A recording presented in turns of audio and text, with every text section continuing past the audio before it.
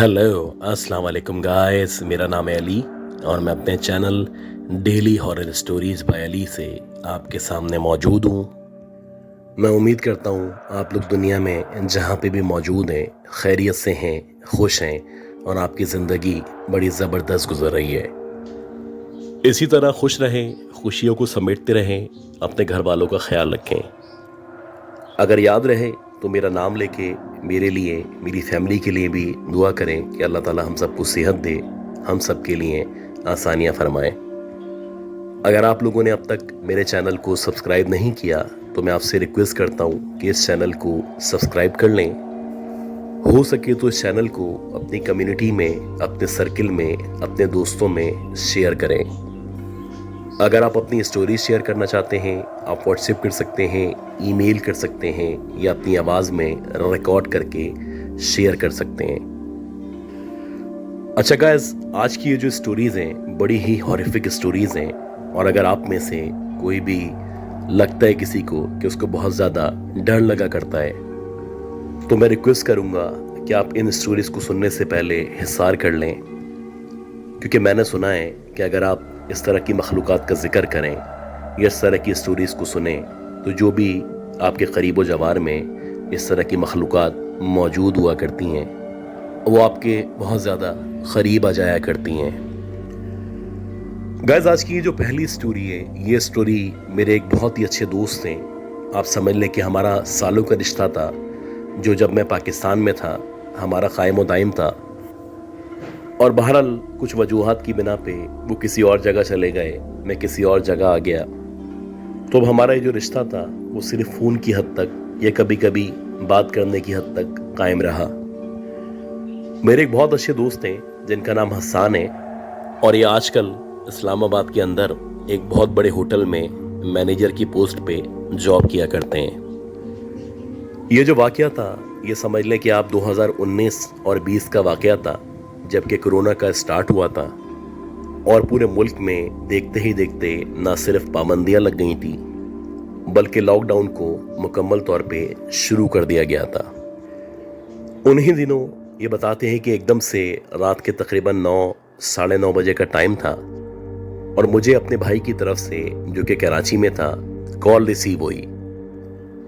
अब जब मैंने अपने भाई से बात करना शुरू की तो मुझे लगा कि जैसे नॉर्मली बातें हुआ करती हैं, खैर खैरियत की बातें करेगा, कुछ अपने बारे में बताएगा, कुछ मेरी ज़िंदगी के बारे में पूछेगा, लेकिन उसका जो लबो लहजा था या उसका जो बात करने का अंदाज था उससे लग रहा था कि किसी परेशानी का शिकार है, कुछ ना कुछ गलत है जो हो चुका है और वो मुझसे छुपाने की कोशिश कर रहा है। अब जब मैंने उससे पूछने की कोशिश की तो पीछे से अम्मी की भी आवाज़ आने लगी और ऐसा लगने लगा कि जैसे अम्मी बहुत परेशान है या रो रही हैं। अब जैसे ही मैंने ये सिचुएशन देखी तो मैंने फ़ौरन से अपने भाई से पूछा कि तुम्हें खुदा का वास्ता मुझे बताओ कि क्या हुआ है। जब मैंने उससे बार बार पूछा तो उसने मुझे कहा कि जो मेरे फादर हैं उनको एकदम से हार्ट अटैक हुआ है और ये अब से तकरीबन 2 घंटे पहले की बात है। इस वक्त मेरे फादर अस्पताल के अंदर मौजूद हैं और तुम परेशान ना हो, मैं भी हूँ, अम्मी भी हैं और हमारे बहुत सारे कज़न्स भी मौजूद हैं। तो तुम कोशिश करो कि अपने काम पे फोकस रखो, इंशाल्लाह बाबा की जो तबीयत है वो थोड़ी देर में बेहतर हो जाएगी। आप कितनी ही नाफरमान औलाद क्यों ना हो, जब आपको पता चलता है कि आपके वालिदैन, ख़ास तौर पे आपका बाप जो आपका रहबर होता है, आपका मेंटोर होता है, जो आपके लिए सब कुछ हुआ करता है, उसको कुछ हो जाए तो आपकी नींदें उड़ जाती हैं। वैसे ही कुछ मेरे साथ था। मैंने इधर उधर फ़ोन घुमाए, कोशिश करने लगा कि किसी भी तरह मुझे कोई फ़्लाइट मिल जाए या कैसे भी मैं कराची पहुंच सकूं। लेकिन बस वो मेरे बुरे दिन थे और चाहने के बावजूद भी ना मुझे कोई फ़्लाइट मिली, ना कोई मेरा बंदोबस्त हो पा रहा था कि मैं कराची के लिए निकल सकूं। खैर, बड़ी कोशिशों के बाद और बड़े ताल्लुकात इस्तेमाल करने के बाद एक चांस मिला और वो इस तरह से था कि मुझे बाय रोड इस्लामाबाद से कराची जाना था। बाय रोड इस्लामाबाद से कराची आना मसला नहीं था। मसला ये था कि जगह जगह पाबंदियां थीं, लॉकडाउन था, पुलिस खड़ी हुई थी लेकिन जो रेफरेंस था वो इंशाल्लाह मेरे काम आने वाला था। बहरहाल उस रेफरेंस के आसरे पे मैं इस्लामाबाद से उसी वक्त निकला, आप समझ लें 1 घंटे के अंदर अंदर निकला, और मेरी पूरी कोशिश थी कि 18 से 19 घंटे में जैसे तैसे कराची अपने बाप के पास अस्पताल में पहुंच सकूं। जब मैं निकला तो शायद रात के 11 साढ़े 11 बजे का टाइम था और मुकम्मल तौर पे सन्नाटा हुआ था। दूर दूर तक न कोई बंदा मौजूद था, न किसी बंदे का नामो निशान मौजूद था। मुकम्मल तौर पे पूरे मुल्क में कोरोना की पाबंदियां लगी हुई थी। खैर जब मैं इस्लामाबाद से निकला तो तकरीबन 2 घंटे तक अल्लाह का शुक्र है ना कोई रुकावट आई, ना ही किसी ने चेक किया और ना ही रास्ते में पुलिस नजर आई। इसी तरह तकरीबन 3 घंटे गुजर चुके थे और रात के तकरीबन 2:45-3 बजे का टाइम था। मेरा प्लान यह था कि किसी भी तरह 7 बजे तक या 6 बजे तक मैं सिंध के अंदर दाखिल हो सकूं। खैर रास्ते में एक जगह नजर आई और मुझे बहुत जोर से यूरिन आ रहा था, तो मैंने सोचा कि इस जगह मैं गाड़ी रोकता हूँ और अंदर जाता हूँ और जाके फ्री होने के बाद वापस से ड्राइव शुरू करता हूँ। ये जो जगह थी यहाँ से मैं पहले भी गुजरा था, बेसिकली एक मोटल था। अब क्योंकि कोरोना की पाबंदियां थी, बहुत सारे मसले मसाइल थे, तो यहाँ पे भी कोई भी मौजूद नहीं था। एक गार्ड था जो बाहर बैठा हुआ था और इसके अलावा एक रिसेप्शनिस्ट था जो अंदर मौजूद था। मैं अंदर गया, मैंने वहां जाके सलाम दुआ की और उसके बाद मैं सीधा वॉशरूम की तरफ चला गया। ये जो वॉशरूम था ये मुकम्मल तौर पे अंधेरे में डूबा हुआ था और शायद ऐसा लग रहा था कि जैसे यहाँ की लाइट्स खराब है। खैर मैंने मोबाइल की जो टॉर्च थी वो ऑन की और वॉशरूम में जाके फ्री होने लगा। ये बताते हैं कि जब मैं वॉशरूम के अंदर बैठा हुआ था तो मुझे ऐसा लगा कि वॉशरूम के बाहर यानी जो गेट है उसके बाहर की तरफ शायद कोई मौजूद है, और जो भी मौजूद है वो ना सिर्फ चल रहा है बल्कि बड़ी लंबी लंबी गहरी गहरी सांसें ले रहा है। अब खैर मैं वॉशरूम से फ्री हुआ और मेरा जो फोकस था बस यही था कि यहाँ से निकलूं, हाथ वगैरह वॉश करूं और अगर कुछ खाने को बिस्किट चिप्स वगैरह मौजूद हैं तो वो ले लूं। बहरहाल जैसे ही मैं वॉशरूम से बाहर निकला तो वहाँ पे यानी कि वॉशरूम के बिल्कुल बाहर जो जगह थी वहाँ पे कोई भी मौजूद नहीं था। मैं जल्दी से बाहर रिसेप्शन की तरफ आया और उनसे जो भी चीज़ें लेनी थी वो चीज़ें ली, उनका शुक्रिया अदा किया और वापस से भागता हुआ गाड़ी की तरफ बढ़ने लगा। ये बताते हैं कि जैसे ही मैं गाड़ी की तरफ भाग रहा था तो एकदम से जब मेरी नज़र सामने की तरफ पड़ी यानी ओपोजिट रोड पे या उस तरफ पड़ी जहाँ पे झाड़ियाँ या खेत वगैरह मौजूद थे, तो मुझे ऐसा लगा कि जो सामने दरख्त लगे हुए जो कि शायद माल्टे के दरख्त थे, उन दरख्तों के आगे एक औरत सफ़ेद कलर के लिबास में खड़ी हुई है और ना सिर्फ वो खड़ी भी है बल्कि उसके साथ साथ एक 3 या 4 महीने का बच्चा भी उसकी गोद में मौजूद है। मुझे लगा कि शायद कोई गांव की औरत होगी या कोई मांगने वाली होगी जो रास्ता भटक के या जैसे तैसे रोड पे आ गई होगी। अब जैसे ही मैंने दोबारा से उसकी तरफ देखा तो मुझे ऐसा लगा जैसे उसका जो चेहरा है बड़ा खौफनाक चेहरा है और एक अजीब सी फिटकार है जो उसके चेहरे पे मौजूद है। इसके साथ साथ इस अंधेरे में उसकी जो आंखें थीं वो लाल अंगारों की तरह चमक रही थी। उसको देखते ही मुझे कुछ अजीब लगा। मुझे ऐसा लगा जैसे ये कोई नॉर्मल औरत नहीं है। खैर मैं जल्दी से गाड़ी के अंदर बैठा, वो जल्दी में था, मैंने गाड़ी स्टार्ट करना शुरू की। अब जैसे ही मैंने गाड़ी स्टार्ट की तो अगले ही सेकंड, अगले ही लम्हे जो मेरी गाड़ी का शीशा था उस पे किसी ने जोर जोर से नॉक किया। अब जैसे ही मैंने पीछे की तरफ देखा तो मैंने देखा कि वही औरत बच्चे को गोद में लिए हुए मेरी गाड़ी के दरवाजे के बिल्कुल साथ खड़ी हुई है और हाथ बढ़ा के इशारा कर रही है जैसे कि वो मुझसे भीख मांगना चाहती हो या वो कुछ मांग रही हो। बहरहाल जब मैंने उसको इस तरह से देखा, हालांकि मैं उसकी मदद करना चाहता था, एक तो मेरे फादर अस्पताल में एडमिट थे, लेकिन मुझे कुछ मशकूक लगा मामला। खैर मैंने बजाय इसके कि मैं रुकता, उससे बात करता या उसको भीख देता, गाड़ी स्टार्ट की और फौरन से उसको भगाना शुरू कर दिया। अब जितना तेज हो सकता था मैं मंजिल की तरफ बढ़ रहा था और मुझे वहां से निकले हुए तकरीबन 20 या 25 मिनट गुजर चुके थे। इसी दौरानिये में मुझे अपनी गाड़ी की जो बैक सीट है उस तरफ कोई मूवमेंट महसूस हुई। मुझे लगा कि शायद कोई जानवर, कोई बिल्ली जब मैं रुका था वहां से अंदर दाखिल हो गई है। अब मैं क्योंकि 80 या 90 की स्पीड में गाड़ी को दौड़ा रहा था तो एकदम से गाड़ी को रोकना या पीछे देखना खतरे से खाली नहीं था। मुसलसल आवाज बढ़ती चली गई और बिला आखिर मैंने जो गाड़ी की स्पीड थी उसको ना सिर्फ स्लो किया बल्कि Aahista Aahista back view mirror से पीछे की तरफ देखना शुरू किया। बैक व्यू मिरर से मुझे कुछ भी नजर नहीं आ रहा था। खैर मैंने जब गाड़ी मुकम्मल तौर पे रोकी और रोकने के बाद बाकायदा पीछे पलट के देखा तो मैंने देखा कि वही औरत बच्चे को गोद में लिए हुए मेरी जो गाड़ी है उसकी बिल्कुल बैक सीट पे साइड में बैठी हुई है और बाकायदा नीचे होके बैठी हुई है ताकि मैं उसको साइड मिरर के जरिए ना देख सकूं। खैर जैसे ही मैंने उस औरत को अपनी गाड़ी के अंदर देखा तो वो अजीब से तरीके से मुझे देख के मुस्कुराने लगी।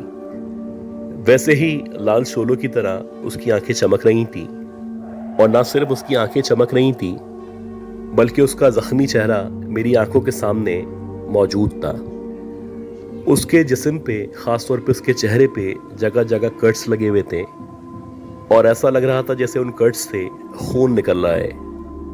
इसी दौरानिये में जब मेरी नजर उस बच्चे पे पड़ी जो उसकी गोद में मौजूद था तो मैंने देखा कि वो जो बच्चा है उसकी अजीब आंखें हैं, यानी कि जैसे कि आमतौर पे बच्चों की 2 आंखें हुआ करती हैं तो वो 2 आंखें नहीं थी बल्कि ऐसा लग रहा था कि 2 आंखों को मिला के कुछ अजीब सी उसकी आंखें हैं जो उसके माथे पे मौजूद हैं।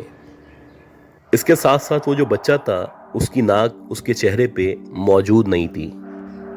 गर्ज के उस औरत के साथ साथ इस बच्चे का जो चेहरा था वो भी खौफ में मुब्तला करने के लिए काफी था। बहरहाल जब मैंने इस तरह से उस औरत को और उस बच्चे को देखा तो मैं एकदम जल्दी से गाड़ी से बाहर निकला और जितनी भी कुरानी आयत आती थी वो मैंने ना सिर्फ पढ़ना शुरू की बल्कि ज़ोर ज़ोर से पढ़ने के बाद हिसार करना और गाड़ी की तरफ फूंकना शुरू कर दिया। ये बताते हैं कि तकरीबन 10 से 15 मिनट तक मैं मुसलसल तिलावत करता रहा और मेरा जो फोकस था वो गाड़ी की तरफ था।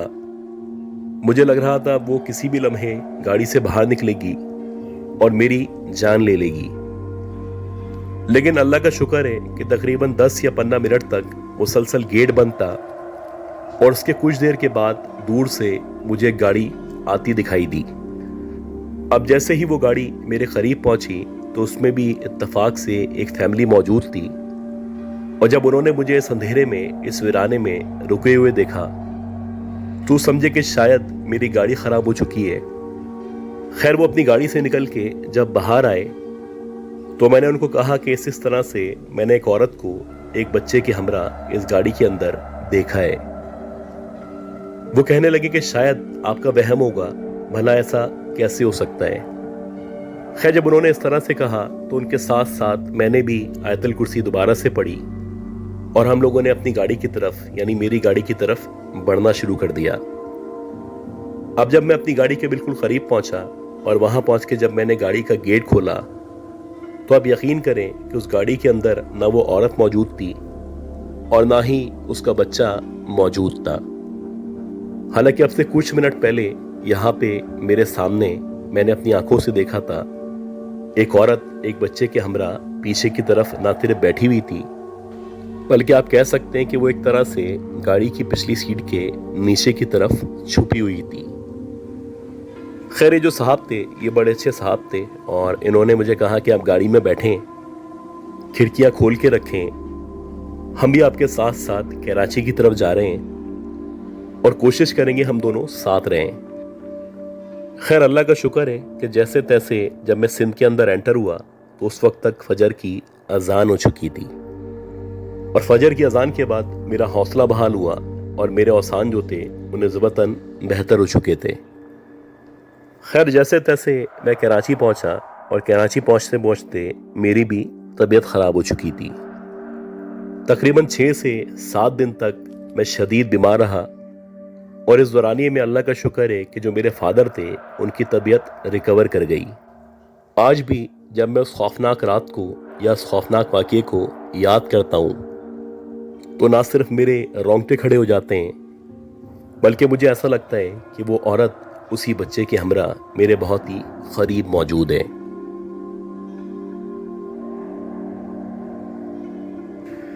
اچھا گائز، آج کی یہ جو دوسری سٹوری ہے یہ بڑی مختصر سی سٹوری ہے، اور یہ سٹوری ہمیں مس ارم نے کراچی نارتھ ناظم آباد سے شیئر کی ہے۔ یہ بتاتی ہے کہ اب سے تقریباً 15 یا 20 سالوں سے ہم لوگ نارتھ ناظم آباد میں ہی رہا کرتے ہیں۔ اس وقت یعنی موجودہ دور میں ہم بلاک ایف میں رہتے ہیں، لیکن اس سے پہلے ہم بلاک اے کے اندر رہا کرتے تھے۔ یہ بتاتی ہیں کہ جو بلاک اے ہے اس بلاک اے کے اندر بہت سارے واقعات ہیں یا بہت سارے قصے کہانیاں ہیں جو زبان زد عام ہیں، اور وہاں پہ جتنے بھی لوگ رہا کرتے ہیں انہوں نے یقیناً کسی نہ کسی کو وہاں پہ محسوس کیا ہے۔ جیسے کہ بتاتی ہیں کہ ایک دفعہ ایسا ہوا کہ ان کے کزن کی شادی تھی، اور یہ پوری کی پوری جو فیملی تھی وہ سخی حسن پہ شادی کو اٹینڈ کرنے کے لیے گئی ہوئی تھی۔ اب کیونکہ ان کے کزن کی جو کہ بہت کلوز تھا یا کلوز تھی اس کی شادی تھی، تو ظاہر سی باتیں ان کو بھی واپس انہی لوگوں کے ساتھ آنا تھا۔ یہ بتاتی ہیں کہ ایک دم سے جو میری مدر تھی ان کو بے چینی محسوس ہونے لگی، اور ایسا لگنے لگا کہ جیسے ان کی طبیعت خراب ہو چکی ہے۔ اور جب ان کی ایک دم سے طبیعت خراب ہوئی تو ہمارے چاہنے کے باوجود بھی ہمیں ہال سے جلدی نکلنا پڑا۔ خاص طور پہ میں اپنی مدر کے ساتھ اپنی بڑی بہن کے ساتھ گاڑی میں بیٹھ کے پہلے ہی گھر کے لیے نکل چکی تھی۔ اب جب ہم لوگ گھر کے قریب پہنچے یا ہمارا جو بھی سوسائٹی تھی اس کے قریب پہنچے، اور جیسے ہی ہم سوسائٹی کے گیٹ سے اندر کی طرف آئے، تو جب ہم سوسائٹی کے اندر کی طرف آیا کرتے تھے، یہ جو بھی بینکنگ آفیسرز کی سوسائٹی تھی وہاں پہ انٹر ہوا کرتے تھے، تو انٹر ہوتے ہی جو لیفٹ سائڈ کا حصہ تھا یعنی الٹے ہاتھ پہ 2 بڑے بڑے درخت موجود تھے۔ ہماری نظر جیسے ہی ان درختوں پہ پڑی تو ہمیں ایسا لگا کہ شاید ان درختوں کے اوپر کوئی بیٹھا ہوا ہے۔ اچھا میں سمجھی کہ شاید میرا وہم ہے یا ہو سکتا ہے کوئی بلی وغیرہ ہوگی، لیکن جو میرے ساتھ میری بہن موجود تھی اس نے بھی دیکھا کہ ان درختوں پہ کوئی بیٹھا ہوا ہے، اور جب اس نے مزید غور کیا تو بتاتی کہ ان درختوں پہ باقاعدہ 2 عورتیں بیٹھی ہوئی تھیں جن کے قد مشکل سے 3 یا 4 فٹ کے درمیان تھے۔ ان کے بہت ہی بھیانک، بہت ہی عجیب سے چہرے تھے، اور ان کے جو بال تھے وہ بہت ہی لمبے لمبے کرلی ہیئرز تھے، یعنی کہ آپ کہہ سکتے ہیں کہ جتنی ان کی ہائٹ تھی اتنے ہی تقریباً ان کے بال تھے، اور وہ باقاعدہ درخت سے نیچے لٹکے ہوئے تھے۔ اب جیسے ہی میری بہن نے بھی اس طرف دیکھا اور میں نے بھی اس طرف دیکھا تو میری بہن نے ایک دم سے کہا کہ آیت الکرسی پڑھنا شروع کرو۔ اب جیسے ہی اس نے مجھے کہا تو ایسا لگا کہ جیسے میں پہلے سے اس کے کہنے کا ویٹ کر رہی تھی۔ میں نے فوراً سے آیت الکرسی پڑھنا شروع کی، اور جیسے ہی میں نے آیت الکرسی پڑھنا شروع کی تو ہم لوگوں نے سامنے کی طرف دیکھنا شروع کر دیا۔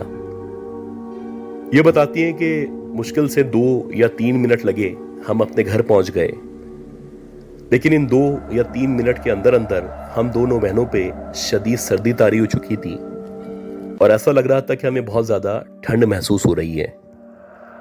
کچھ دیر بعد جب ہم لوگوں نے ٹیمپریچر چیک کیا تو ہم دونوں بہنوں کو 103 104 بخار ہو چکا تھا۔ 1 ہفتے تک ہم دونوں بہنیں شدید بیمار رہے، اور اس کے بعد جا کے اللہ اللہ کر کے ہماری طبیعت بہتر ہوئی۔ آج بھی وہاں پہ وہ سوسائٹی یا وہ بینکنگ آفیسر سوسائٹی موجود ہے، آج بھی وہاں پہ 2 درخت موجود ہیں، اور آج بھی اس سوسائٹی کے بارے میں یا ان گھروں کے بارے میں بہت سارے قصے، بہت ساری کہانیاں ہیں جو پورے بلاک اے میں مشہور ہیں۔ گائز امید کرتا ہوں یہ جو اسٹوریز میں نے شیئر کی ہیں یہ ساری اسٹوریز آپ لوگوں کو پسند آئی ہوں گی. اگر آپ کو یہ اسٹوریز پسند آئی ہیں تو پلیز دعا کریں کہ اللہ تعالیٰ مجھے، میری فیملی کو، ہم سب کو صحت مند زندگی دے، خوشحال زندگی دے اور ہماری عمر میں، ہمارے رزق میں برکت عطا فرمائے. اگلے اپلوڈ تک کے لیے اپنا خیال رکھیے گا. اللہ حافظ.